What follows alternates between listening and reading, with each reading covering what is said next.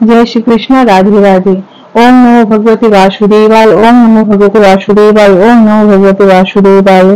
नारायण नमस्कृतं चैव नरोत्तमं देवीं सरस्वतीं ततो जयमुदीरयेत्। नष्टप्रायेषु अभद्रेषु नित्यं भगवते सेवया भगवती उत्तमा श्लोके भक्तिर्भवति नैष्ठिकी। कृष्णाय वासुदेवाय देवकी नंदनाय च नन्दगोपकुमाराय गोविन्दाय नमो नमः।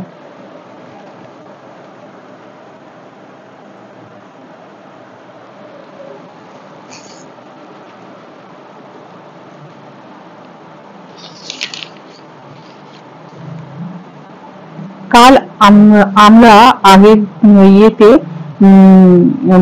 শ্রীমদ ভাগবতমের মাহাত্ম্য পাঠ করার প্রয়াস করেছিলাম। আজকে শুরু হবে দেবর্ষি ভক্তি দেবী সংবাদ। একদিন সনকাদি ঋষি চতুষ্ঠয় বদ্রিকাশ্রমে দেবর্ষি পাদ নারদকে বিমর্ষ দেখিয়া জিজ্ঞাসা করিলেন। যে চারজন সনকাদি ঋষি আছেন তিনি বদ্রিকাশ্রমে দেবর্ষিপাদ নারদকে বিমর্ষ দেখে জিজ্ঞাসা করলেন এই কথাটা।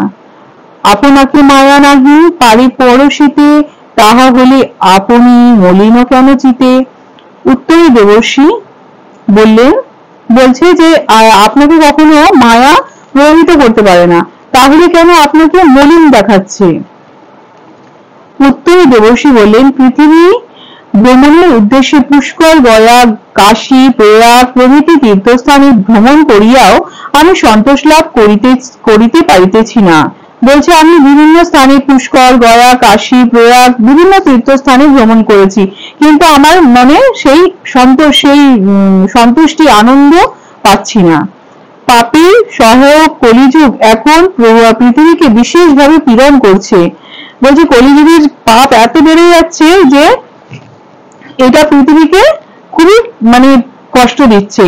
সত্য, তপ, দয়া, সদাচার আদি সকল নষ্ট হয়েছে। এই চারটে যে আমাদের স্তম্ভ ধর্মের, সত্য, তপ, দয়া, সদাচার, এই চারটে স্তম্ভ নষ্ট হতে চলেছে। মিথ্যা বাক্যে রত রহে মানব নিকর, উদর ভরণে সদা থাকয় তৎপর। বলছে মিথ্যা বাক্যের দ্বারা মানুষ মিথ্যা বাক্য বেড়ে যাচ্ছে, সত্যতা লুপ্ত হয়ে যাচ্ছে, আর উদর ভরণের জন্য পেট ভরার জন্য মানুষ সারাক্ষণ সচেষ্ট হয়ে রয়েছে। অর্থহীন রোগাদিতে দুঃখ ভোগ করিয়া সাধুগণ বিবর্জিত সন্ন্যাসীগণ রমণী গ্রহণ করিতেছে। বলছে অর্থহীন রোগাদিতে দুঃখ ভোগ করছে, সাধুগণ বেদ বিবর্জিত হচ্ছে, আর সন্ন্যাসীগণ কি করছে? রমণী গ্রহণ করছেন, সন্ন্যাস ধর্ম ত্যাগ করে গার্হস্থ আশ্রমে প্রবেশ করছে। প্রত্যেক গৃহে স্ত্রীলোকদেরই প্রাধান্য। এখন কলিযুগে দেখুন স্ত্রীলোকদেরই প্রাধান্য বেড়ে যাচ্ছে। মন্ত্রী রূপে শালক্যই বুদ্ধিদাতা, প্রতি গৃহই কলহে পূর্ণ। একদম সবসময় প্রত্যেকটা গৃহে কিছু না কিছু প্রবলেম। বিধর্মীরা পুণ্যক্ষেত্র আশ্রমাদি অধিকার করিতেছে। যারা বিধর্মী তারা সমস্ত পুণ্যক্ষেত্র, আশ্রম এই সকলকে দখল করে নিচ্ছে। কৃষ্ণের মন্দির ভাঙিয়া নষ্ট করিতেছে। কৃষ্ণের মন্দির সব নষ্ট হয়ে যাচ্ছে, ভেঙে দিচ্ছে তারা। কলি দাবানলে সব ভস্মীভূত। ব্রাহ্মণগণ বেদকে জীবিকা করিতেছে। বলছে এই কলিযুগে কি হচ্ছে, ইয়েতে কলির দাবানল, কলির যে ভয়াবহ অগ্নি, তার দ্বারা সমস্ত কিছু সত্য, ধর্ম সমস্ত কিছু ভস্মীভূত হয়ে যাচ্ছে, পুরো ছাই হয়ে যাচ্ছে। আর ব্রাহ্মণগণ বেদকে তার কি করছে, ব্রাহ্মণের যেটা ধর্ম সেই জ্ঞান আহরণ করবেন, এবং তিনটে যে শ্রেণী আছে ব্রাহ্মণ, শূদ্র আর ক্ষত্রিয়, সেই তিন শ্রেণীকে তিনি জ্ঞান দিয়ে করবেন, শিক্ষাদান করবেন। সেখানে সে কি করছে, সেই বেদকেই তার জীবিকা হিসাবে সে পরিচালিত হচ্ছে। এইভাবে কলির দোষ দেখিতে দেখিতে চলিলাম যমুনার তীরে বৃন্দাবনে। এইভাবে তিনি নারদ মুনি বলছেন, দেবর্ষি নারদ মুনি, যে এইভাবে কলিকালের যে দোষ, সেই সমস্ত পুণ্য স্থানগুলিকে আমি দেখতে দেখতে আমি যমুনার তীরে বৃন্দাবনে পৌঁছালাম। সেখানে আমি একটি আশ্চর্য দৃশ্য দেখলাম। সেখানে গিয়ে বলে সে একটা আশ্চর্যজনক দৃশ্য দেখেছে। একটি সুন্দরী যুবতী রমণীর পাশে দুইজন অচেতন প্রায় বৃদ্ধ। বলছে একটা সুন্দরী রমণী আছে, তার পাশে দুজন অজ্ঞান হয়ে পড়ে রয়েছে, দুজন বৃদ্ধ। সেই 16 বর্ষীয়া যুবতী সেই দুই বৃদ্ধের সেবা করিতে করিতে সান্ত্বনা দিচ্ছেন, আবার মাঝে মাঝে কাঁদতেছেন। বলছে সেই যে যুবতী, সে কি করছে, সেই দুজন বৃদ্ধ তাদের হচ্ছে সেবা করছেন, সান্ত্বনা দিচ্ছেন তাদেরকে, আর মাঝে মাঝে খুব কাঁদছেন। আমি তাহার নিকটে যাইতেই সেই নারী আকুল হৃদয়ে হাত জোর করিয়া আমাকে বলিলেন, হে সাধু, আপনি আমার সন্তাপ দূর করুন। যখন এই নারদ মুনি তার সামনে গেলেন, তো তখন বলছেন যে হে সাধু, আপনি আমার এই দুঃখ দূর করুন। তখন আমি তাহার নিকটে সেই দুই বৃদ্ধের পরিচয় জানিতে চাইলাম। এবারে নারদ মুনি বলছেন যে আমি তাদের কাছে জানতে চাই, সেই যুবতীর কাছে জানতে চাইলাম যে এই বৃদ্ধ দুজন কি, কারা। উত্তরে সেই নারী বললেন, আমি ভক্তি। সেই নারী হচ্ছেন কি, ভক্তি দেবী। জ্ঞান ও বৈরাগ্য নামে আমার এই দুই পুত্র কালবশে জরাগ্রস্ত হইয়াছে। বলছে জ্ঞান আর বৈরাগ্য এই দুজন হচ্ছে সেই ভক্তি মহারানীর হচ্ছে পুত্র। কিন্তু কি হয়েছে, কালের বশে, এই কলিকালের প্রভাবে তারা জরাগ্রস্ত হয়ে পড়েছে, তাদের মধ্যে জড়তা এসে গেছে। তাই আমার অন্তরে সদাই দুঃখ। এবারে কারোর সন্তান যদি কষ্টে থাকে, তাহলে সেই মাতার হৃদয়ে কতটা বেদনা সেই মাতাই জানে। আমি মাতা হইয়া যুবতী, বলছে আমি মা হয়েও ইয়াং আছি, আর আমার পুত্রদ্বয় বৃদ্ধ জরাগ্রস্ত। বলছে সেই অবস্থায় আমি যদি যুবতী হয়ে থাকি, আর আমার দুই সন্তান যদি বৃদ্ধ হয়ে জরাগ্রস্ত হয়, হে ঋষিবর, ইহার কারণ কি? বলছে হে ঋষিবর, এটার কারণটা কি?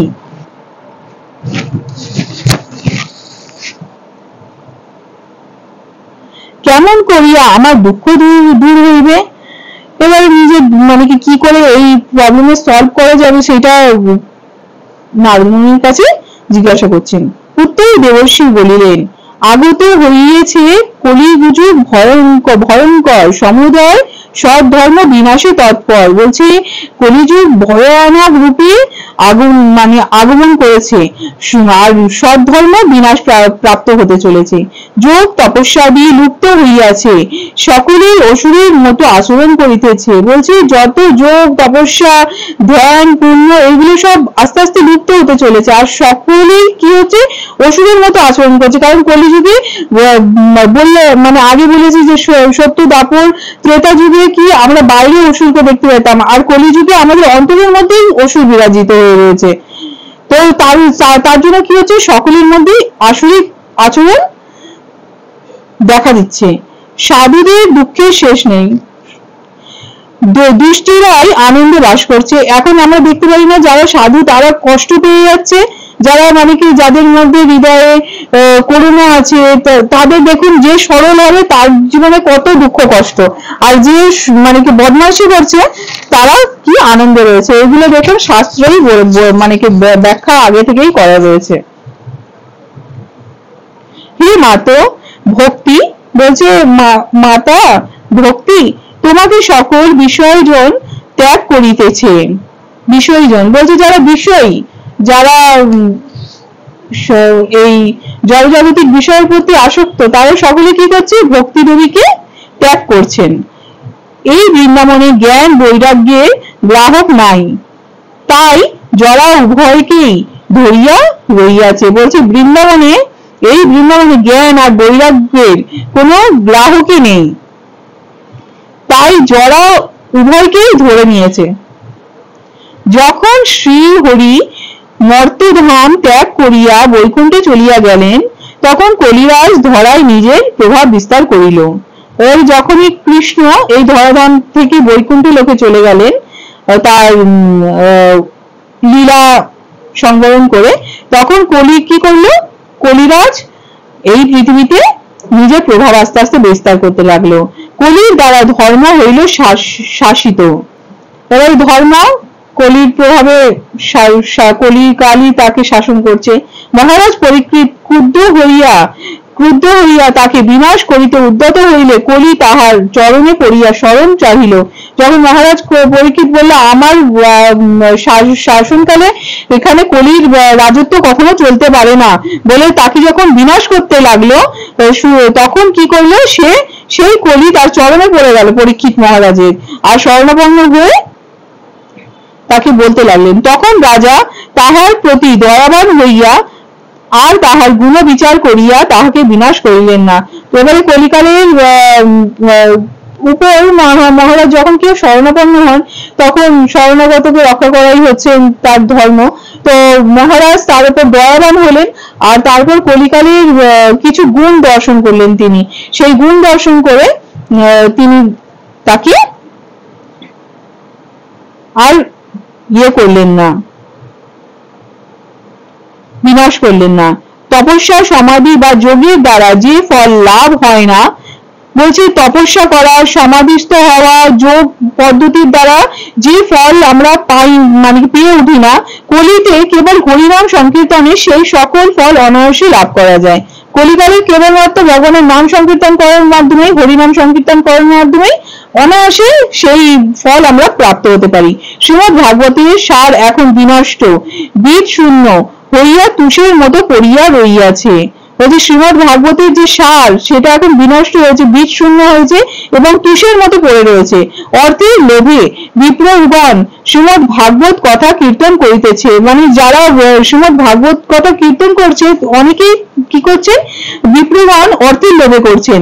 এখন উগ্র পাপ কর্ম কারিগণ তীর্থ দিতে বাস করিতেছে, সেই কারণে তীর্থাদির সার ক্রমে ক্রমে বিনষ্ট হচ্ছে। বলছে উগ্র পাপ কর্মীগণরা তারা কি করছে? তীর্থে গিয়ে বাস করছেন, তাই সেই কারণে তীর্থাদির যেই মহিমা সেটা ক্রমে ক্রমে কি হচ্ছে? বিনষ্ট হতে চলেছে। কালকে আবার পাঠ করব, অল্প অল্প করে পাঠ করছি। ওম নমো ভগবতে বাসুদেবায়। জয় শ্রীকৃষ্ণ। রাধে রাধে।